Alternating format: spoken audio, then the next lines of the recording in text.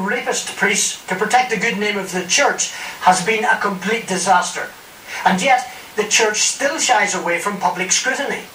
After 7 months of persistent and exhaustive requests for interviews for this programme, the Catholic Church in Dublin, in Armagh and in Boston says no. We first requested interviews by telephone in late May and early June. Silence followed until we re-engaged the church in August, exchanging emails, some of which they ignored. The church in Boston didn't even acknowledge our emails or voice messages. Eventually, Cardinal Brady, Archbishop Dermot Martin and Ian Elliott, who heads up the church's Child Protection Unit, told us they would not do interviews. Justine McCarthy believes Archbishop Dermot Martin has been silenced because he favoured telling the truth and was sympathetic to survivors. He has fallen out of favour with his fellow bishops in Ireland and with the Vatican. He has stopped talking in public.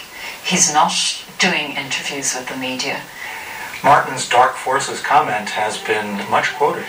This is not a commentator or a critic or an activist who's saying this. This is an archbishop with years and years of Vatican experience saying that there are dark forces in the church working against honesty in these matters.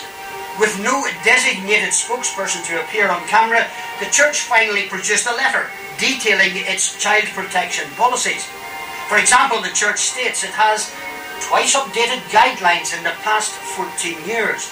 And church policy is that anyone with a suspicion or allegation of abuse must refer the matter to the designated officer who will contact police and social services.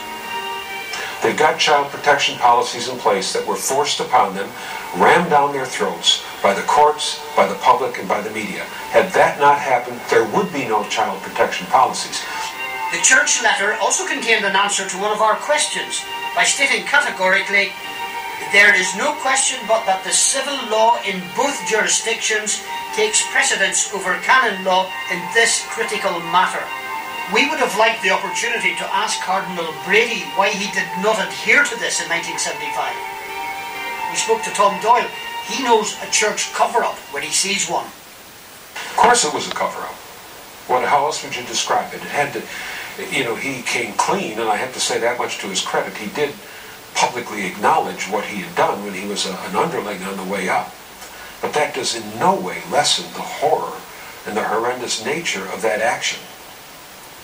That could have stopped Brendan Smith in his tracks. They could have ended the whole thing right there. Hundreds, perhaps 1,000 children were abused by Smith because Brady did not do the right thing. He enabled Brendan Smith to keep on molesting kids, and he is an accomplice. And yet what's also astonishing, what Cardinal Brady did is what we see played out in so many dioceses in the United States and in Ireland and throughout the world. Cardinal Brady made a career decision. He chose his career above protecting the children. What should happen now? He should be defrocked. The bishops who have covered up the sexual abuse of children need to be fired.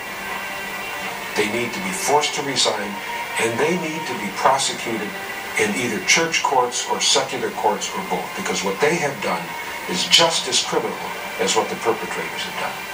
Justine McCarthy said that following the Murphy report, one bishop, James Moriarty, resigned from a position of refreshing honesty.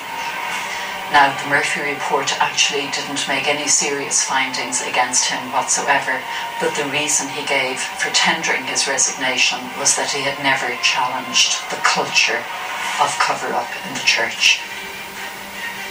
I want him to stand in front of me and say, "Samantha, I am really sorry that you were raped and abused and that your teenage years were taken away because I didn't do my job correctly." I want him to stand in front of me and say that. In tonight's Inside, we've investigated the role of Cardinal Sean Brady in a scandal that's wrecked countless lives in Ireland and the United States. And amongst the victims that haven't survived are transparency and truth. Cardinal Brady stands accused And though he doesn't stand alone, the question tonight is whether he should resign. Many people featured in tonight's Insight say yes, including Mary, who, as you've heard, was abused by Smyth 18 years after Sean Brady conducted an investigation that proved to his satisfaction that Smyth was a paedophile. Mary has sent us this letter in which she calls for the Cardinal to do the right thing. She's asked us to pass it on. The Cardinal won't meet with me, but the question tonight is, will he listen to Mary?